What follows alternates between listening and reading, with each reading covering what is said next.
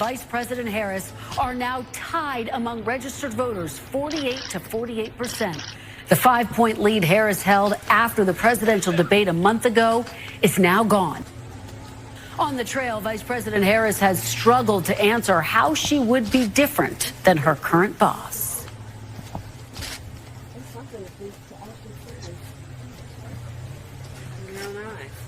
Well, this would be perhaps the biggest news in the presidential campaign. I guess the current one, maybe in history, probably not in history. I mean, Trump's already done that multiple times by surviving attempts on his life.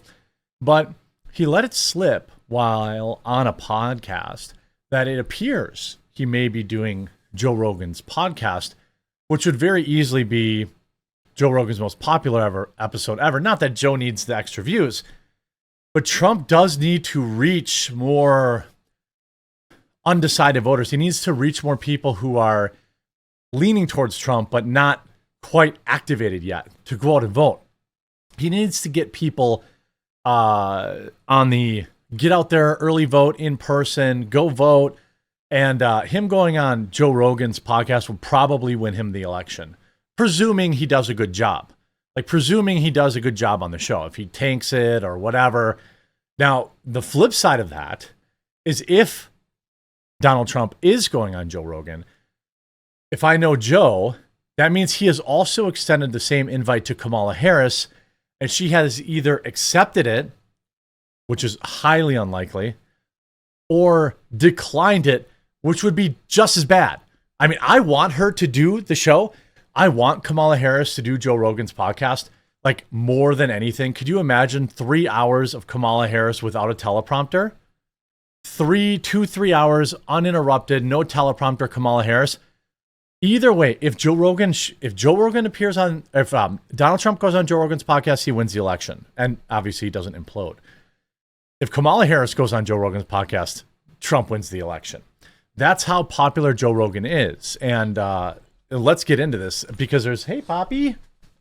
Hey, Poppy. Yeah. That's Huck. He's my office guard dog.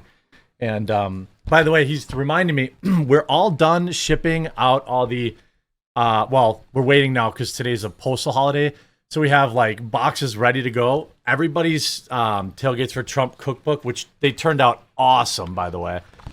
They're ready. Their boxes are ready to go. We have 200 left.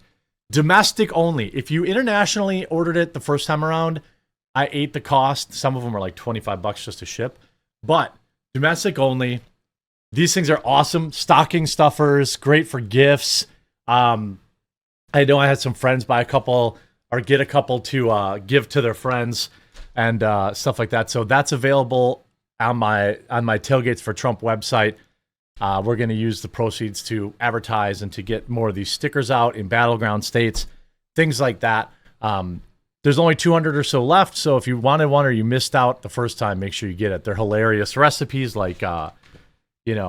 Trump's wall of chocolate cake, the deep state deep dish pizza, Big Mike's hard lemonade, Kamala Harris is unburdened by what has bean casserole, the Clinton cooler, RFK Jr.'s nuclear chili, all sorts of stuff like that. So check it out. Now, Trump confirms he will be going on Joe Rogan's show.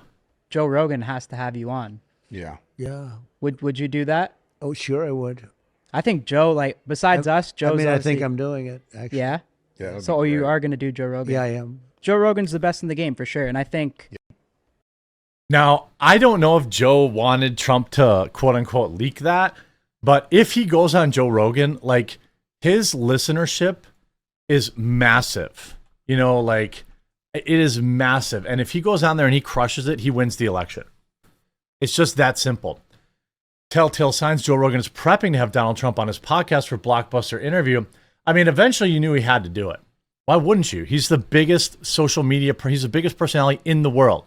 Some could argue that Donald Trump is one of the top 2 or 3 most popular people on the planet worldwide. Now you could talk about Ronaldo, stuff like that. But I mean, Donald Trump is easily one of the most popular people on the planet. Wildly popular podcast host Joe Rogan is seemingly set to sit down with former President Trump as the race for the White House enters its final weeks.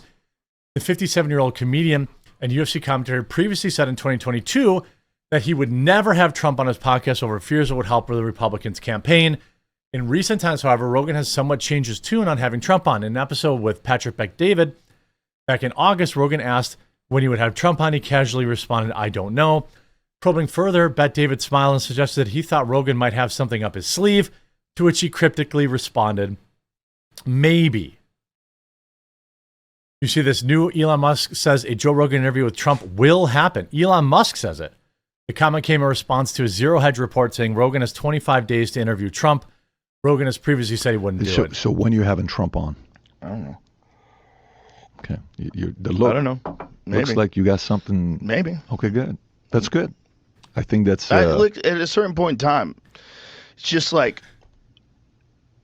How do you not it have would him be on? interesting to hear his perspective on a lot of things. I would like to know, what is it like when you actually get into office? I would like to know things like, what is it like versus perception? Yeah. What is it actually like when you get in that building? Like, what are you greeted with? When do you know that people are fucking with you? Then on Thursday, Tesla and ex-CEO Elon Musk exacerbated these suggestions after he responded to a Zero Hedge article concerning a potential sit-down between the two.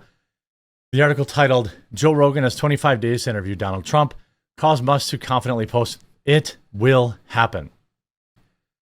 In the same interview with Patrick Bet-David, Rogan also discussed a list of questions he had already thought about should Trump appear on the show. He tells his guests, "I would like to know what happens when you get in there. How do you decide to fire James Comey?" In an interview with Lex Friedman in 2022, Rogan told him that he had turned down multiple offers to have Trump on his podcast. He defiantly said, "I'm not a Trump supporter in any way, shape, or form. I've had the opportunity to have him on my show more than once. I've said no every single time. I don't want to help him. I'm not interested in helping him." Similarly, Trump who was also interviewed by Friedman just last month, has said he has not been invited to appear on the podcast. Trump seemed less than enthused when discussing Rogan, who was forced to roll back after he was seen as an endorsement of Robert F. Kennedy, and a huge mega blowback. Rogan has sparked anger from fired up Trump supporters and Trump himself after a clip showed him, going blah, blah, blah. Yeah, that would be weird. I would hope that they would clear the air. Trump confirming he's going to go on Rogan's podcast. Now, Rogan has not, I was thinking, maybe it's Trump just being Trump and he's like, "Oh, I'm going to do it, But Joe Rogan has not come out to deny that. Joe Rogan has not issued any kind of statement to say, "Hey, that's baloney sausage. He's not coming on the show." So I think I would argue that it's probably likely that he is in fact going on the show. Right now, again, the results of the podcast appearance are simple. They are, if he does well, if he becomes across as personable like he did during the Anthony Schultz Flagrant podcast, I think it's a huge boon for him. If he wants to have Kamala Harris on, I think that's an amazing thing. 2 hours, 3 hours uninterrupted of Kamala Harris would completely sink her campaign. Yes, all the momentum right now is going in Trump's favor, but he needs more time. He needs more momentum. It needs to be too big to rig. That needs to be a real thing. Wisconsin, Arizona, Georgia, Michigan, Pennsylvania, North Carolina, and Nevada, the RCP average in the top battleground states has Trump's ahead in every single battleground state except Wisconsin, which is embarrassing as a Wisconsinite. Come on, Wisconsin.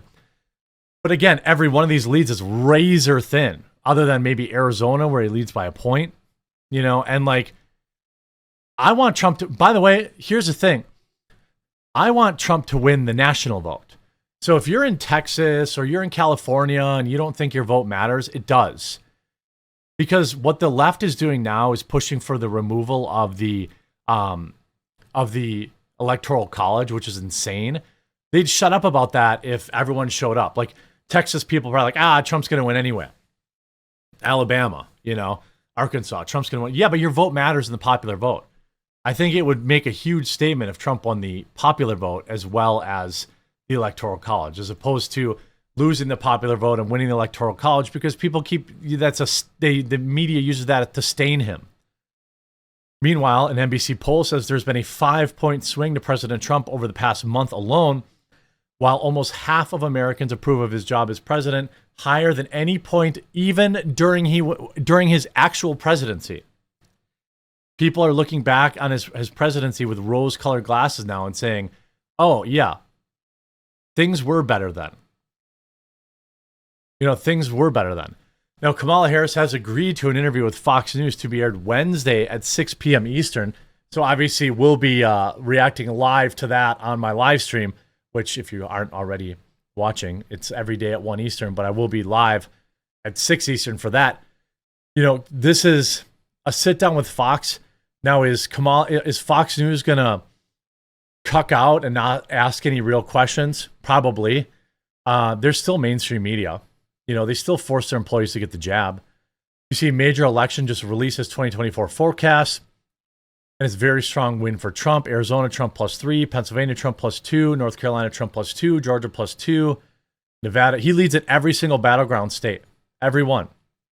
It even has him flipping Wisconsin, Michigan, taking back Pennsylvania, winning Georgia. I mean, there's a lot to be said. Again, none of this matters. Trump by 0.1 in Michigan. Every vote matters. I mean, here's a clip, by the way, of Joe Rogan talking about how the mainstream media is going to react, why they're so afraid of Trump. I thought I had that queued up, but I guess I didn't. Here. It's weird because, it's supposed to be the will of the people. It's supposed to be the government works for the people. And it's not that. It's some very bizarre, enormous amount of money that's being spent to make sure that the people in power continue to run things exactly. Well, Kamala Harris raised $1 billion. That's what I think they're really terrified about Trump. It's not necessarily even that he's a Republican. It's much more that he's a guy that is not going to play the game. Yeah. And then when he gets in there, he's going to like one of the things that he's talked about is having Elon come in and do some sort of a government efficiency agency. They're terrified of that. Yeah. Because it's not efficient. Yeah. And he's going to come in with like that Tesla mindset. It's like you're working 16 hours a day and you're sleeping on the fucking couch. Yep. We're here to get some shit done. And you try applying that to government. That's, Yeah, he shaved. What did he shave? Like 80% of the staff off Twitter Oh, yeah. when he got it? Yeah. He was like, what the fuck are you people doing? Why do you have so many people working here doing nothing? Yeah. 7,000 He was people. right. Yeah. He was right, especially if you don't want to censor people. He's 100% right. Because if you look, I mean, in the beginning, when he laid off a bunch of people, I would say that Twitter was, or X was, could be at times unstable. But as it stands right now, seems pretty stable to me. Considering he still has all those same people fired, laid off, all that kind of stuff. So, I mean, that's why the machine is afraid. That's why he's totally afraid. That's why they're fighting back. That's probably why they're trying to take him out, in my opinion. Obviously, I can't prove that, but that's my opinion. We'll have to wait and see. If Trump goes on Joe Rogan, he wins the election in a landslide. If Kamala Harris goes on Joe Rogan, Trump wins the election in a landslide. Of course, he's got to perform well, which I think he will. I hope you enjoyed this video. If you did, make sure you leave a like on it. Don't forget, I only have, probably by the time you see this, a couple of these left. If you're looking for a Christmas gift or whatever for that Trump supporter in your family, you can get it at tailgatesfortrump.com. And it's a lot of fun, and the recipes are hilarious. There's just a few left from my initial order. Everyone who already ordered, you're in the mail, going out tomorrow. Hope you enjoyed this video. If you did, make sure you leave a like on it. We'll talk to you again real soon.